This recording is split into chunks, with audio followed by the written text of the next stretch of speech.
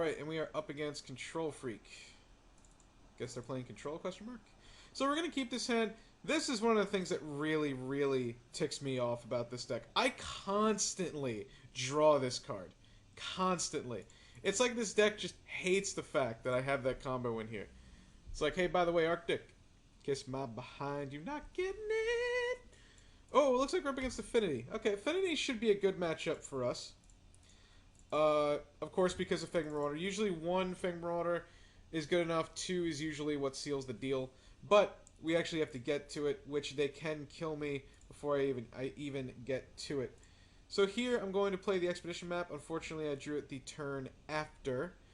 And I'm just going to pass the turn. So next turn, I'm going to get the final Tron piece. And then I will probably just end up playing a Prophetic Prism. Springleaf Drum. I don't like the picture of the Springleaf Drum, I'll be honest. Not a big fan of it. Alright. I guess there I could have sacked the Sphere to go to see if I could find an Ancient Stirrings. Oh, wow. Looks like I'm actually dead next turn. Oh, that was fun. Yeah. Well, that's Affinity for you. Sometimes you just die. I am dead next turn, right? 1, 2, 3, 4. Oh, I guess I have to account for that. I died of Fling. You know, but that's just Fling. So we get the Power Plant. Play said Power Plant. And then I suppose play Prism? There's really no point in sacking this right now, so... Especially if I draw... There you go, Fang Marauder. So if I live, I'm actually in good shape. I don't think I'm going to live, but we'll see. The good thing about it is he can't go all that much in, or because then he has to factor in that he'll lose 2 power on this, so he'll just be washing away. All right, so there is 3 powers, so that's 3, 4, 5, 6, 7, 8, 9. All right, so I am dead, and that's how you lose on turn 4 to Affinity. My opponent is now counting it up. I believe they do win because they can sack 1, 2, 3. And then that would be... Oh, okay, I'm definitely dead. They actually... Wow, I don't think I've ever seen a more perfect draw from an Affinity player. Alright, oh. They figured it out, right? 9, 10, 11. Okay, they figured it out. That was actually going to really tick me off if they just decided to stay there. So, yeah, that can just happen. Not much you can do about it. You just accept it. So, you don't really need Rolling Thunder against Affinity. It's kind of slow. Of course, Moment's Peace is obviously insane. I kind of like Feed the Clan just to help you live. The whole point is you want to be able to get to Fangren Marauder as quickly as possible. So that is some... I'm not a big fan of Mole Splicer because the 3/3s are quickly outclassed and they don't really do anything. And I think I can bring in... to Feed the Clan, and I can probably shave something. Nah, I think I'll just bring in 1. Kind of like an extra Moment's Peace. Yes, I would like to. Unfortunately, this hand's not great. Because if I don't top deck anything that's colors, or I don't top deck a Tree of Tails, I'm in pretty bad shape. So we're going to have to mulligan that.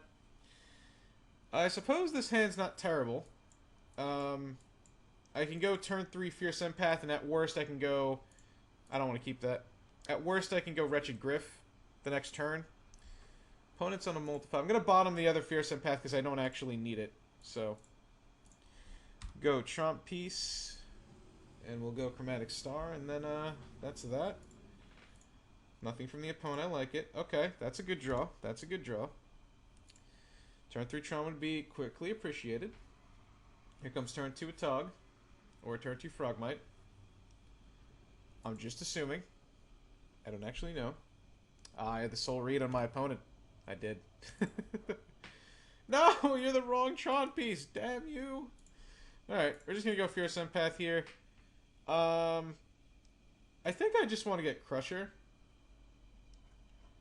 I just want to get like the biggest... Oh no, what am I talking about? I want to get Fangren Marauder. Right, this card gets Fangren Marauder. Sometimes I forget that that this card can get Fangren Marauder. It's funny because Affinity is the only deck where you want to actually get Fangren Marauder against. It's literally the only deck. So, keep that one in mind. Um, the funny thing is, if I was on the play, I would have actually won. So, it kind of just goes to show you when you're playing a vintage type of format, how much the die roll just super matters. Ichor Wellspring, okay. Now, after board, it's, my opponent can always easily beat Fang Marauder because they could draw 2 Galvanic Blast, or they could sideboard in Journey to Nowhere or Doomblade effect. There is Expedition Map. So, I'm going to attack for 1. Oh, unfortunately, I can't do this in the same turn. Well, we're definitely attacking for 1. I'm not blocking, so that's something to keep in mind. So what I can do is I can go Expedition Map, and I can pass. And then next turn I'll have 8 mana, but then I can't cast both of you. Do I want to cast Retrogriff this turn and take a turn off of Fangren Marauder? Is the question. Actually, it's not taking a turn off. So yeah, I think, because I can go Tron Piece, Wretched Griff, draw 2 cards, and then I can also go Expedition Map, and then next turn I can go pay 2, crack it, and have 6 mana for Fangren Marauder. I think that's better. I think that's better instead of just playing this, getting Tron, and doing absolutely nothing. So, we're going to go ahead and just emerge, sacking this. Blue, 1, 2, 3. 2, 3. Drew another Fang Marauder. Okay, we're in business. We are in business, baby. That's how I roll. Alright, opponent Galvanic Blasted my dude. Moment's Peace. That is also great.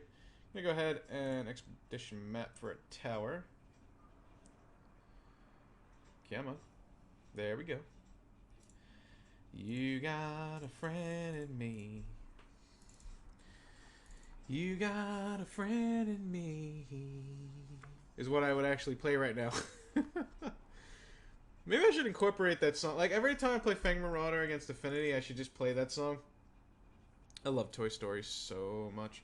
Anyway, so I'm not out of the way. Yeah, it looks like my opponent does have Journey to Nowhere. It could have been a good reason to bring in Ray of Revelation. But the fact of the matter is, I'd only be bringing Ray of Revelation to beat Journey to Nowhere, and it could be like a dead draw otherwise. I do have a second Fangren Marauder, so if my opponent has a second Journey, they have a second Journey, there's nothing I can do about it. And I have more where that came from anyway, so it doesn't really make a difference. Let's see. Here I'll play Fangren Marauder number 2, and then I'm going to play Star and crack it for green. Just to see if I can get the other Fierce or something, or I can get a crap rotation. That's really good, except for the fact that I don't have... Damn. Alright, well, I guess I'll just get Fierce, Empath, or the other thing back right now. I got Fierce, Empath. Fierce is what I wanted because it gets me another Fangren Marauder. So, that works out. It also allows me to go Wretched Griff in the same turn if I draw another color source. Alright. So my opponent does not have another... I'm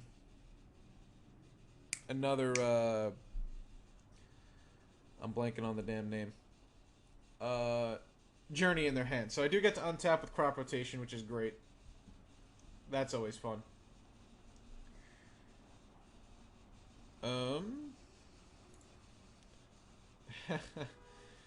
Okay. Fair enough. I think I'll attack for 5. And then play Wretched Griff and leave up Crop Rotation. I'd just rather get the flyer in the air to start attacking. And that also actually wasn't bad because now I can next turn... Oh, well, not next turn, but I can sack the Urz is mine and still have Tron. And still have a bunch of mana, so that's fun. Alright, take 4. Yeah, I'm taking 4. Not out of the woods yet, unfortunately. What is this? 4/4 don't care about. Alright. Cool. And a Tog. Okay. So in decent shape. Not going to ever attack this into a Tog. Just going to point that out. Another Urz is mine. Alright. Gotta go ahead and attack for 3 in the air and then pass. What I really need right now is a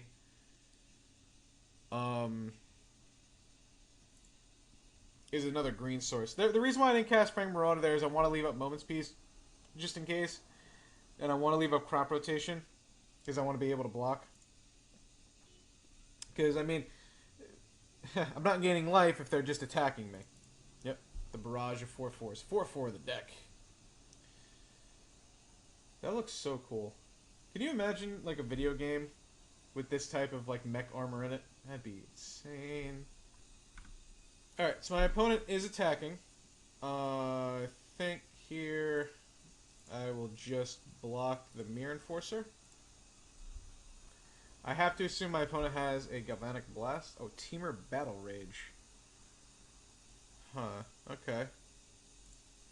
Well, I'll Moment's Peace in response then. Since I can't actually protect it. Go ahead, Moment's Peace. One thing that I don't have in this deck also is Colony Garden. Colony Garden in testing just wasn't very good. And I decided I wanted to cut a land from the deck, so I cut that. It just wasn't as good as I wanted it to be ever. So. Alright, nothing happens. Does my opponent have anything else? They do not. Prophetic Prism. That works too. Okay, let's go ahead and attack for 8. Put my opponent to dead next turn. And then I will play a second Fangorn Marauder. And then, you know. Yep, my opponent took 8. And then we will do this. And then this. Oh, do I have to pay one more? So I guess I have to... Wait, how much do I have floating? I have 1 floating? Oh, that's... Oh, I just did this way.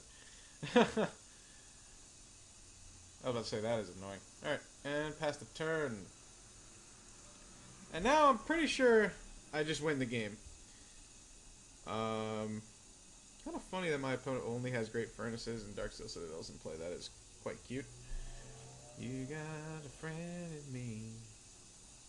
Kind of looks like a Halo creature, doesn't it? Like, not Flood, but, I forgot what the new things are called in the later games.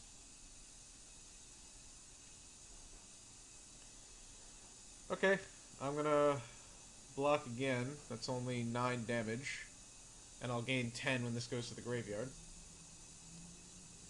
I can also always sack this immediately. Alright. Sweet. So Ray of Revelation is something to consider, but again, you have to consider how many... I'm sorry, we're going to do it the normal way. So Ray of Revelation is something to consider, but then you also have to consider how many Ray of Revelation, how many Journey to Nowheres do they have in their deck, right? You have to question that. The answer is probably not a lot, so there's no point. Again, I think Rolling Thunder is just too slow. If anything, you could keep 1 in just so that you can win the game later. Circle Protection Red is definitely something to consider, but you don't really need it against this deck. It's not really usable. Reaping the Graves is something that's interesting, but I still think that, like, feed the clan to gain some life and throw your opponent off is better. Obviously, Electric doesn't do anything. Pulse and Rasa, I think, is just fine. I think we're just going to go back in. I just need to get Tron off quickly is what I need to do, which this hand does get turned... Son of a B. Son of a biscuit. Which this hand does do on turn 3. It doesn't really lead to much else, but we'll see. So my opponent's on a mulligan to 5. With a turn 1 Springleaf Drum or a Chromatic Star. Chromatic Star, okay. Sweet. So now I do have turn 3 Tron. So we're going to go ahead and Ancient Stirrings first. Yeah, I think I'll just get Tron here instead of having to crop rotation. Well, no, I guess not. I think Chromatic Star is actually better because then I can just sack this to have turn 3 Tron anyway, and I'd rather just have the card that draws more cards, or that I can use to with Fangren Marauder. So I think that's actually just better. Alright. Opponent went Thoughtcast or Chromatic Star. Basically, what should I call it? Basically, Social Recall, I guess. So I'm going to crop rotation here because the card comes into play untapped. So I'm going to go ahead and get mine, and then play mine, and then have mine come into play, and then I'm going to play Chromatic Star. So now next turn, I can cycle through 2 Chromatic Stars to try and get somewhere in life. Hopefully my opponent does not have much else in their hand. Do they? A Mirror Enforcer, okay. Oh, there's something else? They have an Atog? Another Reinforcer. Yeah, well, 2 4/4s is kind of annoying. A Fierce Empath. Excellent, excellent. So, sack this for green.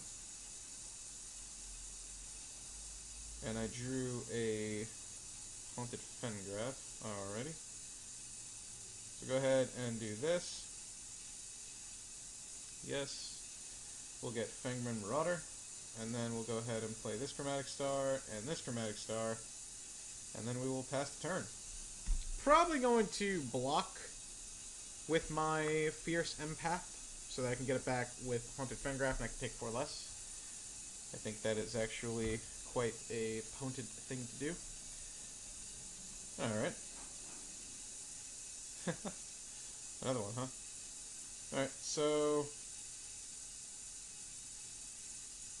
I kind of think I want to play out the Sajiri step just to have an untapped. No, just to have like untapped mana next turn. Let's see. So if I play Fangren Marauder, I guess we'll just get that over with. I guess it's better to sack this one because then if my opponent like ever destroys artifacts, I actually still get to draw cards. Ooh, an Ancient Stirrings. Now I want to play the Haunted Fengraf. Yes, now I want to play the Haunted Fengraf. Okay, so we'll go ahead and sack this for a green. Gain 5 life. Yes, yes. Alright. Do that. Here I think I definitely just take Crusher, because Crusher is Crusher. Go ahead and do this that way. And then play another Chromatic Star. And then pass turn. I'm sure you guys can hear the Cobras in the background. They are absolutely angry right now because I am recording, of course, and I'm not allowed to record. How dare I record? Opponent is attacking me, huh? So they could possibly have Timur Battle Rage. I think I'll just take 8 because I could take 12 at the most. And it's easier for me to just play around Timur Battle Rage and I can just sack both of these. Ooh, an Expedition map. Yeah, so we'll play the map. And then we will sack it to get another Urza's Tower.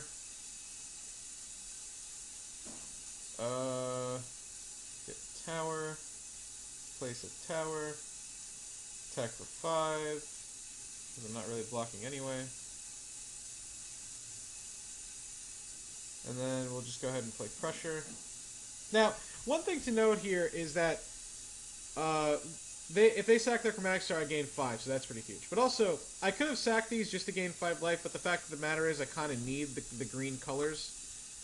And I could have gotten Unknown Shores there, but I wanted to not only gain the 5, but also be able to cast the Lamog's Crusher. This combo against Affinity, if gone unanswered, is basically just game over at that point. It's basically just game over. But looks like my opponent's either searching for something or has something. They're casting Perilous Research. Guessing Perilous Research off of the Chromatic Star, so they have to sack something extra? I think my opponent did that in the completely wrong order. Yeah, my opponent did that in the completely wrong order. What they should have done was tap these two and then sack the star so that they still draw 3 cards, but I gain 5 less life. Oh no, I guess I would gain 5 life anyway, but then they wouldn't have to sack the Springleaf Drum. So I don't really know what the point of that was. I'm going to take 8 here. There's really no point in blocking. If my opponent has a Galvanic Blast, I'm just letting my Crusher die for free. If they have a Timber Battle Rage, I'm letting my Crusher die for free. There is straight up, literally no point in blocking here. Okay, so my opponent thought for a few minutes and then played a Crusher. Played a Forger. I guess maybe they were. I don't really know what they could have in their hand, but maybe they're considering. Oh my god, maybe they're considering sacking this. So what I'll do is I'll play the mine, sack this for green, gain 5 life. You got a friend in me. Oh, Jesus. I'll play Siege Rhino number 2. And then I'll go ahead and... I did not play a land yet, so I can just go ahead and play this. Sack it, gain 10, go get Unknown Shores just so I have green mana after I use this. Yeah, that game is just pretty much over, so... Alright. So, yeah, basically, against Affinity, Fangman Marauder is literally just the nuts. If it goes unchecked, it's pretty... Now, if it goes unchecked, it's pretty hard to beat. Now, of course, my opponent did mulligan to 5 both games. But my opponent did quite draw out of it. And my opponent had great draws in games 2 and 3.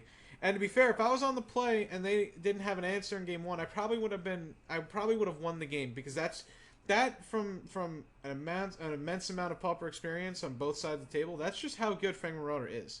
So take that for what you will. But you saw basically how the deck runs. Like it gets Tron really quickly, and just every single turn it's just either cantripping or it's just casting really, really big stuff. You know, so that's just how the deck is. So thanks for watching this one. I'll be back for match number 2 in just a few minutes. Stay tuned.